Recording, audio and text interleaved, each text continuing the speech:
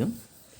Leap app నందు విద్యార్థులకు ఎన్ని మొక్కలు కావాలి అనేది ఏ విధంగా ఎంటర్ చేయాలి చూద్దాం.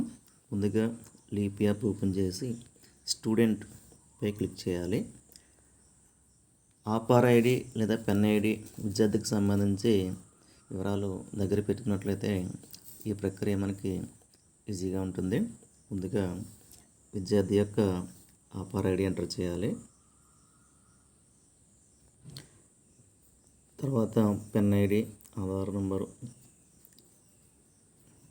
డేట్ ఆఫ్ బర్త్ ఎంటర్ చేసి క్యాప్చగా ఎంటర్ చేయాలి. ఇక్కడ గ్రేటెస్ట్ నెంబర్ ఈ విధంగా వస్తుంది.